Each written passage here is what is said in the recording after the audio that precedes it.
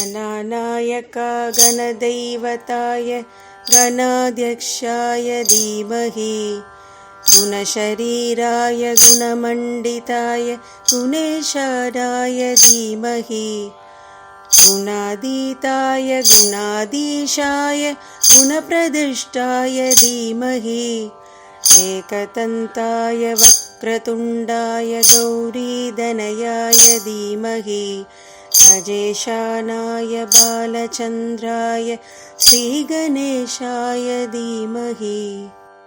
Welcome to Mother Media Bhakti YouTube channel. My name is Preeta Srinivasan. Om Shri Sai Ram. Today we all are going to recite the 10th chapter of the Sai Satcharita. My faithful and lovable pranams to your divine feet. Sai Ram.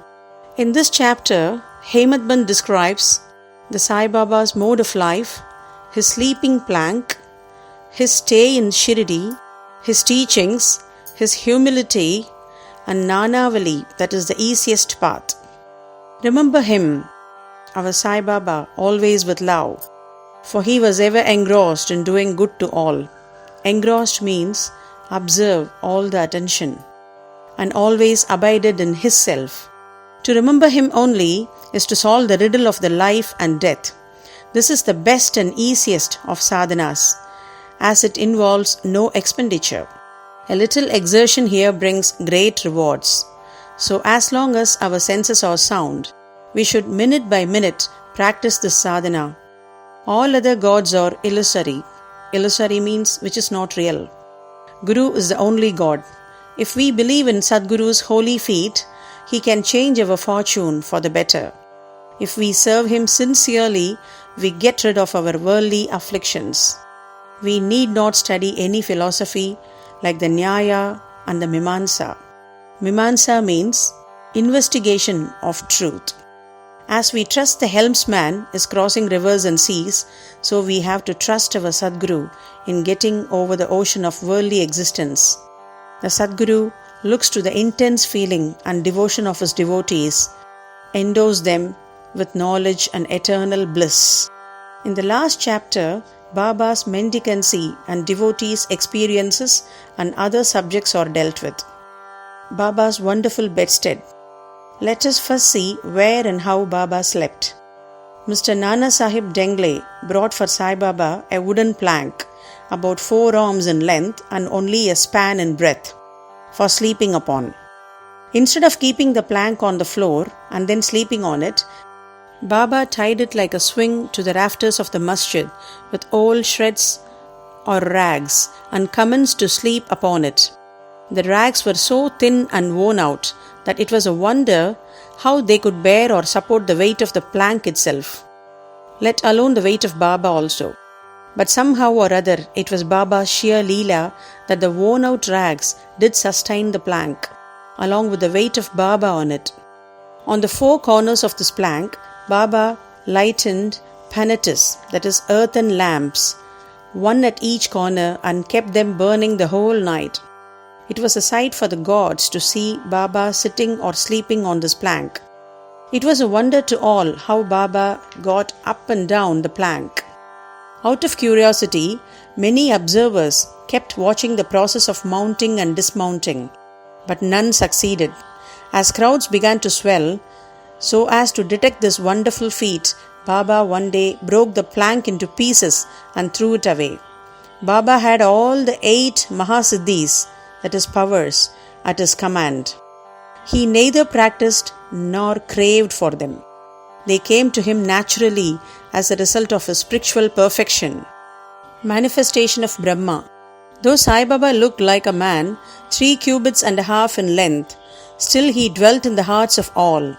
Inwardly, he was unattached and indifferent, but outwardly he longed for Ma's welfare. Though inwardly an abode of peace, he looked outwardly restless. Inwardly, he had the state of Brahma. Outwardly, he seemed engrossed in the world. Sometimes he looked on all with affection, at times he threw stones at them. Sometimes he scolded them, while at times he embraced them and was calm, composed, tolerant and well balanced. He always abided and was engrossed in the self and was well disposed towards his bhaktas. He always sat on one asan and never travelled. His satka was a small stick, which he always carried in the hand.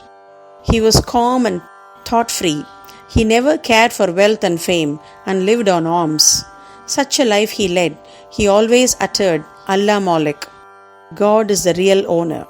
Entire and unbroken was his love for the bhaktas. He was the mine or storehouse for self-knowledge and full of divine bliss. Such was the divine form of Sai Baba, boundless, endless and undifferentiated. One principle which envelops the whole universe, that is from a stone to Brahma, incarnated in Sai Baba.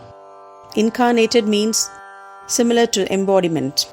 The really meritorious and fortunate people got this treasure grove in their hands, while those people who, not knowing the real worth of Sai Baba, look him to be a mere human being, were indeed unfortunate. His stay in Shirdi and probable birth date. Probable means likely to happen. None knew or knows the parents and the exact date of birth of Sai Baba, but it can be approximately determined by his stay in Shirdi. Baba first came to Shirdi when he was a young lad of 16 and stayed there for 3 years. Then all of a sudden, he disappeared for some time. After some time, he reappeared in the Nizam state near Aurangabad and again came to Shirdi with the marriage party of Chand Patil. When he was about 20 years old, thence he stayed in Shirdi for an unbroken period of 60 years, after which Baba took his Mahasamadhi in the year 1918. From this we can say that the year of Baba's birth is approximately 1838 AD. Baba's mission and advice. Saint Ram Das, who flourished in the 17th century and fulfilled to a great extent his mission of protecting cows and Brahmins against the Yavanas, that is Mohammedans. But within 2 centuries after him, the split between the two communities, that is Hindus and Mohammedans, widened up, and Sai Baba came to the bridge, that gulf. His constant advice to all was this effect, that is Ram, the god of Hindus, and Rahim, the god of Mohammedans, were one and the same. There was not the slightest difference between them. Then, why should their devotees fall out and quarrel among themselves? So join hands and bring both the communities together. Act sanely, and thus you will gain your object of national unity. It is not good to dispute and argue. So don't argue. Don't emulate others, that is, imitate others. Always consider your interest and welfare. The Lord will protect you. That's what Baba said. Sai Baba as Sadguru. There are many so-called gurus who go about from house to house with cymbals and veena in their hands and make a show of their spirituality. They blow mantras into the ears of these disciples and extract money from them. They profess to teach piety and religion to their disciples, but are themselves impious and irreligious. But Sai Baba never thought of making the least show of his worth. He had no body consciousness, but he had great love for his disciples. There are 2 kinds of gurus, niyat, that is appointed or fixed, and aniyat, that is unappointed or general.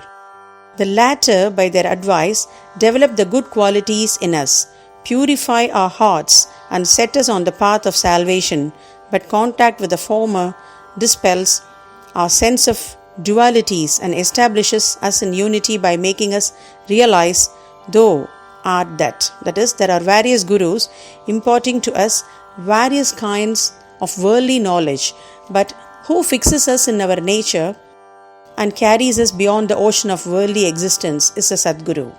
Sai Baba was such a Sadguru. His greatness is indescribable. Blessed are the people of Shirdi who worship Sai as their God. While eating, drinking, working in their backyards and fields, and doing various household jobs, they always remembered Sai and sang his glory. They knew no other God except Sai. What to speak of the sweetness of the love of the woman of Shirdi? They were quite ignorant, but their pure love inspired them to compose poems or songs in their simple, rustic language. Letters of learning They had none. Still, one can discern real poetry in their simple songs. It is not intelligence, but love that inspires real poetry. As such, real poetry is a manifestation of true love, and this can be seen and appreciated by intelligent listeners. Collection of these folk songs is desirable, and by Baba's wish, some fortunate devotee may undertake the task of compiling and publishing these folk songs, either in Sai Leela magazine or separately in a book. Baba's humility. Lord or Bhagavan is said to have 6 qualities: fame, wealth, non-attachment, knowledge, grandeur, and liberality. Baba had all this in him. He incarnated in flesh for the sake of bhaktas. Wonderful was his grace and kindness, for he drew the devotees to him. Or how else could one have known him? For the sake of his bhaktas, Baba spoke such words as the goddess of speech could not utter. Here is a specimen. Baba spoke very humbly as follows: Slave of slaves, I am your debtor. I am satisfied at your darshan. It is a great favor that I saw your feet. I am an insect in your excreta. I consider myself blessed thereby. What humility is this? Sai Ram. Though outwardly Baba seemed to enjoy sense objects, he had not the least flavor in them, nor even the consciousness of enjoying them. Though he ate, he had no taste, and though he saw, he never felt any interest in what he saw. Regarding passion, he was as perfect a celibate as Hanuman. He was not attached in anything. He was pure consciousness, the resting place of desire, anger, envy, and other feelings. In short, he was disinterested, free and perfect. A striking instance may be cited in illustration of this statement. Nanavali. There was in Shirdi a very quaint and queer fellow by name Nanavali. He looked to Baba's work and affairs. He once approached Baba. He was seated on his gadi, that is seat, and asked him to get up, and he wanted to occupy the same. Baba at once got up and left the seat which he had occupied. After sitting there a while, Nanavali got up and asked Baba to resume his seat. Then Baba sat down and Nanavali felt at his feet. Baba did not even show the slightest displeasure. This Nanavali loved Baba so much that he breathed his last on the 13th day of Baba's Mahasamadhi. The easiest path, that is hearing the stories of the saints and being in their company. Though Sai Baba acted outwardly like an ordinary man, his actions showed extraordinary wisdom and skill. Whatever he did was done for the good of his devotees. He never prescribed any asana or regulation of breathing or any rites to his bhaktas, nor he did blow any mantra into their ears. But he told them to leave off all cleverness and always remember Sai, Sai. If you did that, he said, all your shackles would be removed and you would be free. The function of the mind is to think. It cannot remain without thinking for a minute. If you give it to the sense object, it will think about it. So if you give it to your Guru, it will think about Guru. You have heard most attentively the grandeur of Sai. This is the natural remembrance of Sai. Hearing the stories of the saints is not so difficult as the other sadhanas mentioned above. They remove all fear of the sansa and take you on to the spiritual path. So listen to these stories, meditate on them and assimilate them. You may attend your worldly duties, but give your mind to Sai and his stories, and then he is sure to bless you. Hearing the stories of the saints is in a way keeping their company. The importance of the company of the saints is very great. It removes our body consciousness and egoism, destroys completely the chain of our birth and death. God's name, worship or devotion, but if you take refuge in them wholeheartedly, they will carry you off safely across the ocean of worldly existence. Even sacred rivers such as Ganges, Godavari, Krishna and Kaveri, etc., which wash away the sins of the world, desire that the saints should come to them for a bath and purify them. Such is the grandeur of the saint. It is on account of the store of merit in past births that we have attained the feet of Sai Baba. We conclude this chapter with meditation on Sai's form. He, the graceful and handsome Sai, standing on the edge of the masjid and distributing Wudi to each and every Bhakta with a view to his welfare. He who thinks of the world as an illusion and who is ever engrossed in supreme bliss, before him we humbly prostrate ourselves. Bow to Sri Sai, peace to be all. Sai Ishwaraya Vidmahe, Sachidanandaya Dhimahi, Tanno Baba Prachodayat, Shirdi Vasaya Vidmahe, Sachidanandaya Dhimahi, Tanno Baba Prachodayat.